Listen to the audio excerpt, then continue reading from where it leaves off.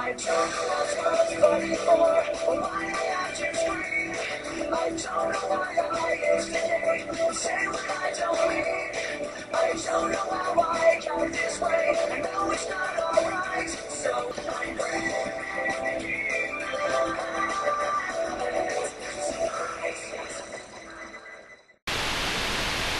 Greetings YouTube, it is I, Revenge of the Fallen. If you've seen my previous videos, you know that I tend to lean towards the right in my politics.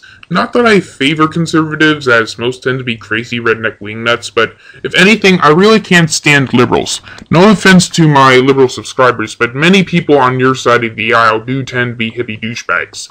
Case in point, these two women. Now, I have no idea what the context of this video is, I don't know who these people are or what they're protesting, but I do know this. Regardless of the context, these two women are fucking insane. If a dictator provides clean water for their people... I'm sorry, but does this woman remind anyone else of Maria from Sesame Street? And they could drink it, you could go there and drink it, and you're fine. It's not like Mexico, you go and get sick. Oh, so that's why Mexico doesn't have clean water. It's not under a totalitarian dictatorship.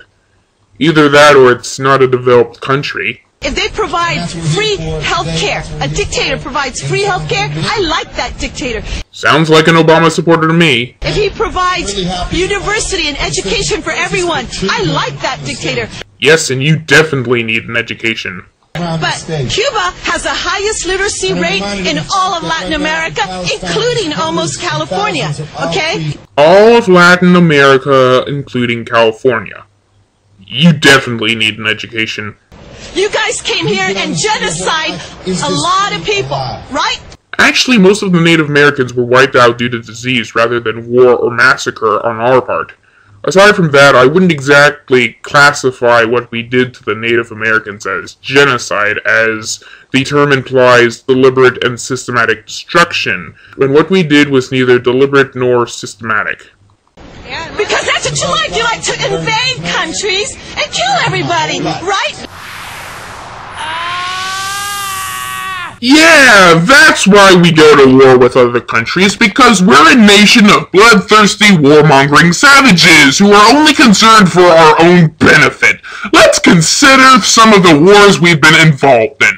World War II. We all know that it was us Americans who started the war. It was doing just fine under Hitler and Mussolini until we invaded. And how dare we bomb Hiroshima? It's not like Japan attacked us or anything. It was just sitting in the middle of the Pacific Ocean, minding its own business. It wasn't bothering anyone else. It certainly wasn't invading any other countries. It's like Tom Hanks said, we went to war with Japan because we hate Asians. I mean, why else did we invade Korea or Vietnam? Oh, don't get me started on Vietnam. Before we showed up, it was a happy place with flowery meadows and rainbow skies and chocolate rivers where the children danced and played. Then we invaded and turned it into hell. And we would have continued our mindless rampage if we hadn't been driven out by the brave Viet Cong.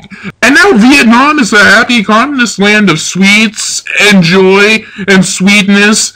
Now we're involved with Afghanistan and Iraq. Why did we even go to war with Afghanistan? And don't say 9/11, because we all know it was an inside job orchestrated by the Bush administration in order to transform America into a Nazi-fascist police state. And then we had the balls to use it as an excuse to invade Iraq so we could go get free oil. I mean, it was a travesty what we did to Iraq, overthrowing their kind dictator who only wanted to give his people free stuff, not like our oppressive democracy. So yeah, that's why we invade other countries. It's because we want to kill people.